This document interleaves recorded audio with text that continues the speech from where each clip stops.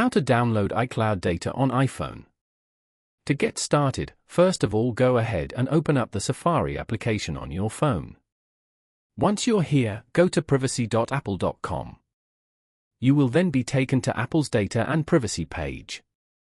Here, go to the Manage Your Data section and tap on Request a copy of your data as shown to proceed. On this page, you can choose the specific data you would like to download. To select everything, tap on the Select All button. Then, scroll down and do the same for the other iCloud sections as well.